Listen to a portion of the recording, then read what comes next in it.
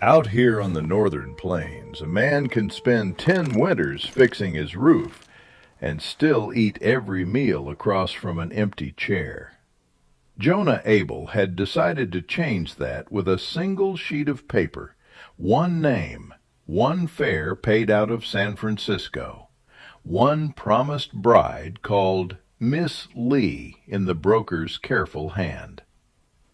He rode into the little depot with dust on his hat brim and that letter worn soft in his pocket, telling himself this wasn't loneliness, it was practicality. Too much land, not enough hands. The train screamed into the afternoon, iron on iron, steam boiling white against a sky so wide it made his whole spread feel small.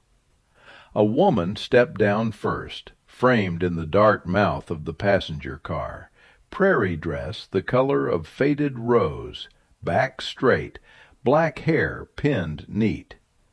That, he thought, must be Miss Lee. Then a second woman, in green, stepped down behind her, with the same unnerving stillness. Then a third, youngest, in sky blue, light on her feet, knuckles white around a small case, like someone might still try to tear it away. 3 women, 3 matching braids, 3 pairs of dark, watchful eyes sweeping the empty land like they were measuring danger, not scenery. The paper in his pocket said very clearly, Miss Lee, one woman. The eldest lifted her chin, met his stare, and said in careful, quiet English, "Mr. Abel, the broker used one name for all of us. We are the Lynn sisters." The train pulled away, leaving only wind and grit and 3 foreign sisters standing on his platform. He had built a life for 2. He had no idea what to do with 4. They walked behind his horse on the long road back, small figures swallowed by distance, their dresses a thin strip of color against the dun earth. No chatter, no complaint, just the soft crunch of boots and the rasp of wind through grass. The ranch rose out of the land, low house of gray boards, lean-to barn, tired corrals, a windmill ticking against the sky. To Jonah it had always felt solid, enough. Under 3 sets of measuring eyes, it suddenly felt small. He swung down by the steps, throat dry. "This is your place," the eldest observed, not quite asking. "It is," Jonah said. "For now you'll sleep in the barn. Judge rides through in a month. He'll sort whatever this is." The youngest flinched at the word barn. The middle sister's hand closed over her wrist, steadying. The eldest only dipped her head. "The barn will be dry," she answered. "We are grateful." The words were right. The tone was not begging. It was logistics. Inside, his house felt tighter with them still in the yard. 1 chair, 1 bed, hooks with a single coat and hat. His old coffee pot waiting where he'd left it. He lit the stove, hands moving on habit, grounds, water, wait. Because a man needs some small thing to feel normal when the shape of his life has just been changed by a whistle and 3 dresses. "Come in," he said at last. It came out more like an order than an invitation. They crossed his threshold without hesitation. Eyes swept floorboards, beams, the line of the roof, the latch on the back door. Not the way a guest admires, the way someone checks a room they might have to hold. Jonah set 3 mismatched mugs on the table, The ceramic clinked loud in the quiet. The blue-dress girl jumped. The middle one's hand landed on her forearm, calm, practiced. He cleared his throat. The letter says, Miss Lee, one woman. His voice was low, flat. I sent for a wife, not 3. The eldest sat very straight, fingers laced around the warm mug. My name is Mei Lin, she said. These are my sisters, Hua and An. The broker wrote one name. He did not ask how many lives came with it. He heard the thin edge under her words. He pushed back from the table, chair scraping. The judge will decide what's legal, he said. Until then, the barn. No trouble, no talk in town. I won't have men thinking I'm running something here. The ugly word he didn't say hung between them. Hua's jaw tightened. An's eyes dropped. Mei only nodded once. We understand, she said. We do not ask you to fix our past, Mr. Abel, only not to send us back into it before the month is done. Her calm unsettled him more than tears would have. The afternoon thinned into a hard, bright evening. He told himself to focus on chores, unsaddle the gelding, check the south fence through the spyglass, count cattle moving like dark seeds on yellow grass. But each time he looked up, the sisters had rearranged some small corner of his world. Hua stood by the pump, fingers on the iron handle, listening to its groan. That bolt is nearly gone, she called without looking at him. If it breaks, you lose water until town. He had known it. He had not fixed it. An knelt in the half-dead herb patch, coaxing limp stems upright, turning soil with gentle hands like she knew which roots might still take. Mei did not busy herself at all. She stood on his porch, shoulder to the post, gaze fixed on the road they'd ridden in on, watching the horizon as if she expected riders to appear at any moment. Jonah Abel had built his house to keep the wilderness out. As the sky went from gold to iron, he began to suspect the 3 sisters had not come to his land looking for comfort. They had come looking for walls that might hold when whatever hunted them finally found the trail. Night laid itself over the ranch slow and heavy, pressing the last color out of the sky until only the lamplight in Jonah's front window marked his house from the rest of the dark. He did not sleep. The sisters had taken their few things to the barn without a word. He had heard the soft creak of the big doors, the murmur of their voices in the language he didn't know, the scrape of straw being pulled and spread. Then even that went quiet. He sat at his table, staring at the 3rd empty mug. For years his evenings had been simple: coffee, ledger, the tick of the clock, and the wind in the boards. Now, in the same room, every little sound felt like it might be the start of something. Boots in the yard, a horse breathing by the window, a hand on the latch. He told himself it was foolishness. No one out here cared who he married, much less who he'd accidentally imported. But the way Mei Lin had watched that road made the hair along his arms stand up all the same. Morning came thin and cold, with a mean wind that shoved under the door. Jonah shrugged into his coat, expecting to find three strangers huddled in the hay, waiting to be told what to do. Instead, he opened the front door and stopped. The yard looked different. The pump handle had been cleaned of orange rust in neat, shining patches. Someone had wrapped a strip of leather around the worst worn spot so it wouldn't bite into the hand. The chicken coop door that had always sagged now hung straight, braced from the inside with a new bar scavenged from some broken tool handle. Anne was crouched by the coop, murmuring to the hens, coaxing them down from rafters they'd never had the courage to fly to before. Wah stood at the well, sleeves rolled, tying fresh cord where his old rope had frayed white. May was on the barn threshold, hair braided down her back, watching him with that same level, unreadable gaze.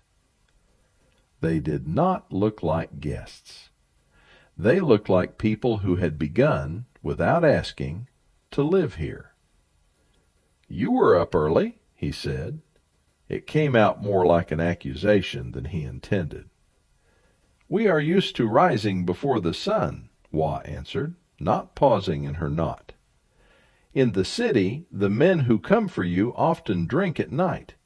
It is safer to move while they still sleep." Anne's hands faltered on a hen's feathers. May's eyes flicked sharp to her sister, then back to Jonah, as if weighing how many more words were safe. He felt his jaw tighten. "I didn't bring you here to pick over my place," he muttered. "It works well enough." Wah finished the knot, gave the rope a testing yank. "It could work better," she said simply. By midday a pattern had settled over the yard as naturally as dust on a shelf. Jonah saddled his horse and rode the upper pasture, eyes on fence posts and cattle. Behind him, the sisters moved through his world with careful purpose. Watched it all in broken glimpses, the flash of green dress at the woodpile as Wah measured lengths of scrapboard against the coop, the blue of Anne's skirt as she knelt in the garden, uprooting the dead with quick, efficient motions and tucking new seeds into the still, cool soil from a little paper packet she'd brought wrapped in cloth. May stayed close to the house. She swept his porch, yes, and laid thick, folded sacking along the bottom of the door to keep drafts from creeping in. But every small task was done in a way that preserved line of sight, to the gate, to the road, to the low hollow by the creek where a man could ride half hidden. When she hung laundry to dry, she strung the rope from the porch to the barn, not the fence, and Jonah realized it would serve as much as a tripwire as a clothesline. When he came in at noon, the house smelled different. Not just coffee and wood smoke. Ginger, garlic, something rich and unfamiliar rising from the pot on his stove. He stopped in the doorway, hand on the jamb. Anne stood at the counter, hair escaping its pins, stirring with a long wooden spoon too big for her small hand. Wah was at the table, cutting vegetables into neat, even pieces with his one sharp knife. May was by the hearth, turning a pan carefully, checking the fire. They all looked up when he entered, 3 pairs of dark eyes on him at once. "I told you the barn," he reminded them, more harshly than he'd meant. May glanced at the pot, then at him. "The wind cuts through the boards," she said. "Wah's hands went numb. We will sleep there, as you said, but we cook here. The smoke is easier to hide from one chimney than 2. He hadn't thought of that, either. They ate in a silence that wasn't quite comfortable, but wasn't hostile. Anne sat with her shoulders tight, ready to bolt if he raised his voice. Wah watched him the way she'd watched the pump, curious, pragmatic, cataloging what might break. May took the chair with her back to the wall, facing the door. The food was unfamiliar, sharp and warming on his tongue. He found himself taking another spoonful, then another, in spite of himself. "You worked in kitchens?" he asked Anne at last. Her eyes darted to May before she answered. "In a house," Anne said slowly. "Before that, on a ship. Before that, in my father's rooms, when he still had any." "Men came and went," Wah added, voice light but eyes turned to stone. "They did not come for the food." The words fell between them like a dropped plate. Jonah's grip tightened on his spoon until the metal bit his fingers. He took a breath through his nose, let it out slow, and changed the subject. "You fix pumps and doors in your father's rooms?" he asked Wah. Wah's mouth twitched, almost a smile, but not a happy one. "No," she said, "in the places he sold us to. Bad locks are the only friends a girl has in those houses." May set her chopsticks down with a small, controlled click. "That life is behind us," she said, not looking at them. "We came east for something else." "Somewhere else," Anne whispered. Her hand brushed the edge of the table, fingers resting close, too close, to his, before she snatched them back as if she'd touched the stove. Jonah realized then that whatever this was, whatever lines he thought he understood, the three women across from him shared a history that would not fit neatly inside the word bride. That night he lay in his narrow bed and listened to the sounds of his own house as if he'd never heard them before. The low crackle of the fire, the wind pressing along the clapboards, the faint, almost imperceptible creak from the loft where he knew May was not sleeping, where she'd stated that one of them would take turns in the house each night in case someone tried a quiet door instead of a loud knock. His world used to be three simple things: weather, cattle, wood. Now there were new pieces on the board. Three women who could turn a barn from a sleeping place into a barricade, who could turn a stove into a signal, who could turn his quiet, hollow house into something he did not yet have a name for. He closed his eyes and saw again the way May had looked at the road. Not like a woman dreaming of a new life, like a soldier waiting for a war she already knew by heart. And somewhere under the blanket of his irritation, under the stubborn frontier pride that hissed he had not asked for this, another feeling took root, small, unwelcome, impossible to ignore. If that war found its way here, he would be the one standing between it and his door, whether he'd meant to sign up for it or not. For a long moment after May's words, the house held its breath. Anne sat rigid on the edge of the sofa, fingers knotted, eyes fixed on a knot in the floor. Wah's hand tightened on the back of a chair until her knuckles went white.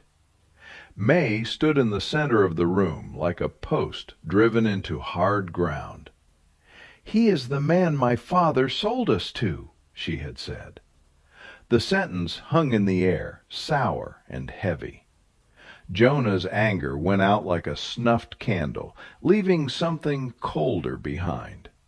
He set the rifle in the corner with careful fingers, as if the wrong touch might shatter the room. "In the city," May went on, voice steady by sheer will, "there are men who buy what other people do not want to see. Smoke, cards, women." She did not look at him now, only at some middle distance. "My father lost more than he owned. Mr. Gow paid his passage, cleared his book. In return, he was promised a daughter, a bride." Her mouth tightened. "When he saw all three of us, he decided one was too few. His lawyer wrote new papers." Wa's laugh was a dry, ugly thing. "Not wife," she said. "Collection." An flinched at the word, shoulders folding in on themselves. "We ran," May said. "We took what we could carry. We bought one ticket with 3 names written small and crooked on the back. West to east, as far as the rail would take us from his house and his men." Her gaze finally lifted to Jonah. "We did not come here for romance, Mr. Abel. We came because a ranch far from town looked like a wall." "You chose my land, not me," he said quietly. "We chose your isolation," May agreed. "Isolation is harder to breach." He paced once, twice, the length of the room, boots thudding on the boards he had nailed with his own hands. 5 years of work, 5 years of quiet, all of it now painted with a target he had not invited. "You brought his war to my doorstep," he said at last. It was not a shout, it was just true. "If we had another doorstep, we would have taken it," Wa answered, chin high. Silence settled between them, thick as wool. Outside, the wind pressed along the walls, rattling a loose shutter. Somewhere in the barn, a horse stamped and blew. Jonah looked at each of them in turn. On, eyes shining, ready to bolt and with nowhere to go. Wa, jaw clenched, already choosing places to brace a door. May, carrying her sister's and her own fear like a weight she had long since stopped expecting anyone else to lift. He could send them away. Pretend the riders had never come. Let the world be as cruel as it wished, so long as it left his fence line alone. But that thought tasted worse than dust. Night came down early, thick and starless. Jonah did not light the main lamp. He kept the house in a low ember glow. Shadows pooled in the corners, every creak of the floorboards suddenly loud. He barred the front door, then wedged a heavy chair under the latch for good measure. At the back he found the hook loose, the wood soft with age. To curse himself for neglect, Hua appeared at his elbow with a length of rope. "The latch is weak," she said. "You can make it stronger without a carpenter." He watched her loop and pull, knot and brace, until the door sat tight in its frame, held by something more reliable than rusted iron. Her hands did not shake. Anne brought him a cup of water, fingers trembling, but grip firm enough that it did not spill. May stood by the hearth with his heavier rifle cradled in her arms, stock settled into her shoulder like it had been there before. "You know how to use that?" he asked. She did not look away. Men who think they own you, she said, do not like it when you learn to shoot. Jonah almost smiled, but there was too much heat under his ribs for that. Later, when the house had fallen into a tense, watching quiet, the first sound came, a faint metallic scrape against the porch, then another. Jonah lifted a hand, every part of him going still. He moved to the small peephole he'd drilled in the door for storms and dust storms and, now, men. Moonlight washed the yard in pale silver. Not 3 riders this time, 6. They slipped from the dark like wolves, spreading out to circle the house, every movement deliberate. They were not here to talk. Jonah's throat went dry. He drew the rifle to his shoulder, thumb easing back the hammer with a soft, final click. Behind him, he could feel the sisters pressed flat to the floor, could almost hear the beat of 3 hearts under the crackle of the fire. The house he had built as a shelter had become a barricade, and whether he had meant to or not, he now held it for 4. The first gunshot tore the night open. A white flash bloomed in the yard, followed by the crack of a rifle and the high scream of glass giving way. Shards from the loft window rained down like ice. Jonah did not hesitate. He fired back through the peephole at the echo of that first flash, the recoil slamming into his shoulder, the smell of powder blooming sharp and bitter in his nose. Somewhere outside, a man cursed, voice strangled with pain. "Stay down!" he barked. He risked a glance over his shoulder. Anne was flattened behind the table, arms over her head, eyes huge. Hua lay prone by the hearth, jaw set, every line of her body coiled. May was chest to floor near the wall, the second rifle tucked close, her cheek pressed to the stock as she watched the crack under the shutter. Another bullet punched through the boards by Jonah's ear, spraying splinters. He dropped to one knee and crawled toward the side window, keeping his profile low. The house he'd known by creaks and shadows had become a different animal, one of splintering wood and muzzle flashes, of smoke blooming in the corners. He worked the lever, fired, moved. Work, fire, move. Outside, the men adjusted too. Shots came from different angles. A barrel burst by the door, and the sudden rush of water across the floor sounded like something dying. "Front by the well," May called quietly. "2 by the east wall, 1 near the barn." He realized she wasn't just hiding. She was watching for him. His left forearm went hot, then cold. He didn't feel the bullet itself, only the searing line it scored across his flesh, and the way his fingers went numb and loose around the rifle. The gun clattered to the floor. He stumbled back, breath hissing. Anne was there before he could curse, skirts whispering. She tore a strip from the bottom of her own petticoat with shaking hands and wrapped his arm tight, the clean sting of cloth and blood mixing. "Hold still," she whispered, voice quivering, hand steady. "If it bleeds, you will be weak.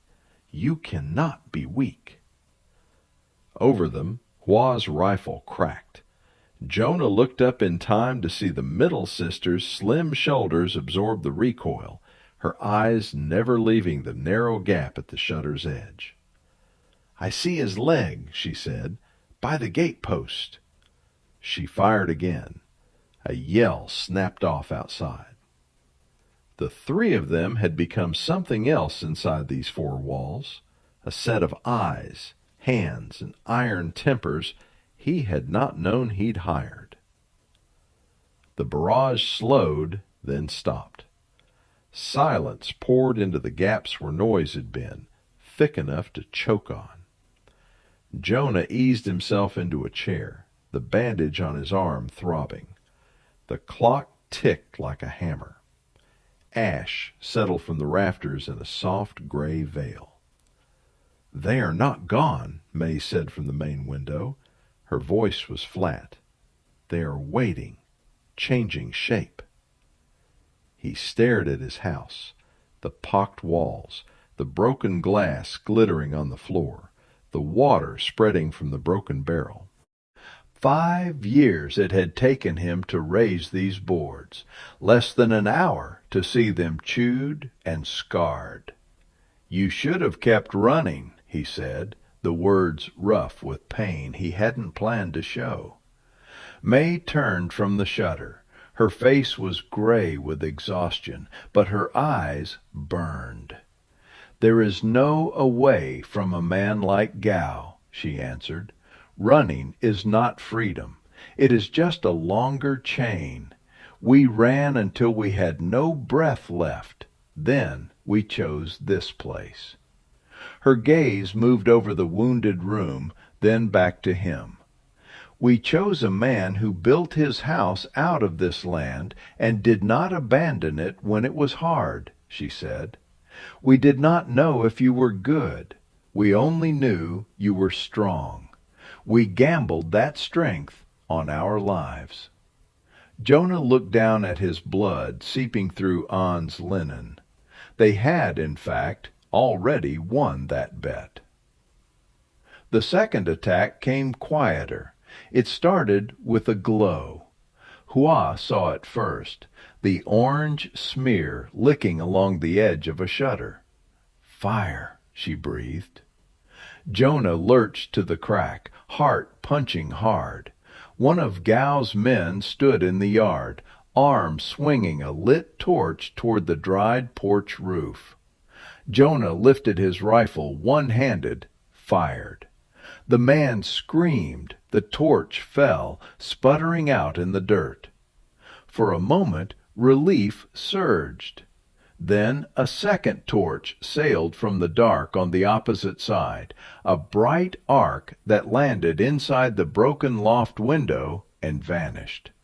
A heartbeat later, heat and light erupted above their heads. The stored blankets went up first, then the rafters. Smoke poured down the ladder in a choking wave. The men outside didn't have to shoot them out. They meant to burn them out.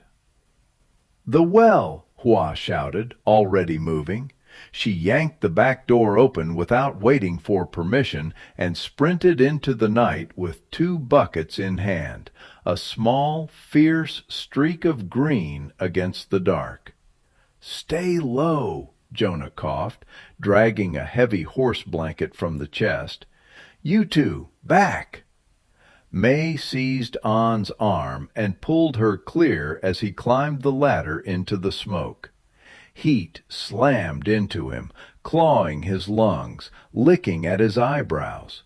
He threw the blanket over the worst of the flames and beat, each strike sending sparks flying. It was like hitting the tide. Through the ragged hole in the loft window, he caught a glimpse of Hua at the well, hauling on the rope with everything in her, a pistol tucked into the waistband of her skirt. A dark shape lunged from the side. The pistol barked once. The attacker dropped, and Hua did not even spare him a look. She dragged the sloshing bucket free and ran for the house. Water, fire, smoke, wood. Below, May and On passed up bucket after bucket, faces streaked with soot, arms shaking, a frantic human chain. They were not just saving their own lives. They were saving the bones of the only place still standing between them and the men outside. When at last the flames died to blackened, hissing beams, Jonah sagged against the charred rafters, chest heaving. The loft was a wreck. His lungs felt scraped raw, still stood, for the moment. Dawn did not come gently. It crept in under the edges of the shutters, turning the smoke-stained air a thin gray. Outside, the men moved again, boots thudding, low voices carrying through the gaps in the walls. The house was a ruin, walls pocked and splintered, loft half burned, water pooled where the barrel had died. But it still stood. So did they. Jonah rechecked the rope on the back door, the bar on the front, the rifles lined along the wall. His bandaged arm throbbed. His world had shrunk to 4 bodies and 4 walls. "They'll try the door," he said. Hua glanced at the hinges, at the cracked frame. "It will not hold long," she answered. There wasn't time to be afraid. He crossed the kitchen and flipped back a worn rug with his boot. Underneath, the outline of a trap door showed faint in the floorboards. "The cellar," he said. "Stone walls, no windows. You 3 go down. I hold the door. If I fall, you bar it from below. You wait." An stared at the dark rectangle like it might bite. "You want us to hide while you die?" Her voice broke. "It's not hiding," Jonah said. "It's keeping what they came for somewhere they can't reach." May's gaze moved from the cellar to him to the battered door. "No," she said. The word was soft, absolute. "We did not cross an ocean and bring our war to your house to live underground while you stand alone at the door. We stand with you, or we fall with you. Those are the only choices I know how to live with." Hua nodded once, jaw set. An's fear didn't vanish, but she stepped closer to the door, not away from it. Outside, something heavy slammed against the planks. The front bar jumped in its brackets. The next hit came harder. A makeshift battering ram, a log by the sound, drove into the door, wood groaning in protest. Dust sifted from the frame. The chair he'd wedged there shuddered. "It won't last," Hua said calmly. "I know." Jonah took his place to the side of the doorway, rifle leveled at where a man's chest would be when the boards finally gave. His injured arm screamed, but the weight of the gun felt right in his hands. He was not ready to give up his house. He was less ready to give up the 3 women behind him. "Whatever happens," he said without turning, "you stay low. You move when I say, not before." He felt, rather than saw, May step up on his blind side, another rifle pressed into his good hand, already loaded. Hua shifted her grip on the butt of hers, eyes narrowed. An hefted the heaviest iron skillet from the stove, clutching it to her chest like a shield.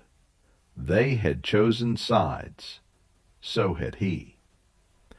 The door exploded inward on the 3rd hit. The bar snapped, the hinges screamed, boards flew like broken teeth. 2 men surged through the gap, faces twisted, guns up. Jonah fired. The first man went down in the doorway, knocked backward by the force of the shot. The second barreled forward with a shout, weapon swinging toward Jonah's chest. He never got the chance to fire. To his path and drove the butt of her rifle hard into his temple, all of her weight behind it. He reeled, half turning, and May's pistol cracked once, the blast deafening in the small room. He collapsed onto the splintered floorboards. Another figure lunged through the gap. An, who had always seemed the softest of the 3, swung the skillet with both hands. Iron met bone with a sickening thud. The man dropped to his knees long enough for Jonah to bring the rifle to bear and finish it. For a few terrible minutes, the room became nothing but noise and movement, shouts, shots, the crunch of boots on broken glass, the dull impacts of bodies hitting walls. They did not fight like soldiers on a field. They fought like animals defending a den. And then, as suddenly as it had begun, it was over. The last of Gal's men staggered backward through the ruined doorway, bleeding and panicked. Somewhere outside, a horse screamed. Then the sound of retreat, hooves pounding away, bodies crashing through brush, and silence. Real silence. Not the waiting kind. Jonah stood in the middle of his kitchen, chest heaving, rifle hanging loose in his hand. The rising sun poured through the splintered frame, laying a clean light over the wreckage. Blood, soot, glass, spent shells, scuffed boards. The sisters were scattered like fallen pieces of some strange game. Ann slid down the wall, skillet clanging to the floor as her legs gave, silent tears cutting tracks through the grime on her cheeks. Hua knelt by one of the bodies, fingers at the throat, checking not out of mercy, but to be certain. May stood in the doorway, shoulders squared, dress torn and stained, looking out over the yard as if expecting one more shadow to rise. They were alive. His house was standing. Everything else could be sorted later. They gathered at the table because there was nowhere else to go. The one solid piece of furniture left sat in the middle of the ruined room like a small island. Jonah lowered himself onto his usual chair, every muscle protesting. His bandaged arm throbbed in time with his heart. The sisters took the remaining seats slowly, as if unsure the wood would hold. For a while, none of them spoke. The new day streamed in through the broken doorway, touching their faces equally, cowboy and sisters, stranger and stranger. Jonah saw them clearly then, without dust or caution to blur the edges. May, spine straight despite exhaustion, hands steady on the tabletop. Hua, fingers nicked and raw, eyes sharp and assessing even now. An, smaller, softer, but still here, still upright, when any gentler girl might have broken. They were not a mistake that had arrived on his platform. They had become the center of his house. "The threat's not gone," he said quietly. "Gal won't miss his men forever. Word travels. The law out here is thin." May nodded once. "To send us away would be to sign our death papers," she said. "3 unmarried women under your roof will bring questions. Worse men than Gal sometimes wear badges." Jonah looked at their hands where they rested on the scarred wood. May's, long and strong. Hua's, calloused. An's, still trembling but no longer quite so fragile. 3 lives tied together so tightly they might as well have been a single cord. His own rough, scarred hand lay near, not touching. The idea that rose in him felt mad, heavy, inevitable. He had spent years building a house strong enough to stand against weather and time. He had not planned to build a life that made sense to anyone but him. But the law out here knew how to understand certain shapes. A man alone, a man with a wife, a man with dependents under his protection.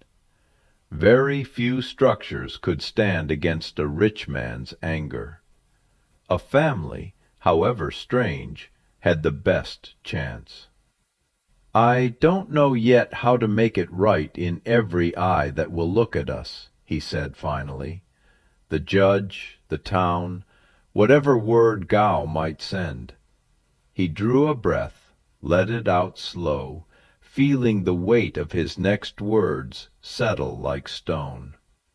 "But if you'll have it, this house, this land, and the man foolish enough to stand in the doorway this morning, they're yours too. Not as property, as home."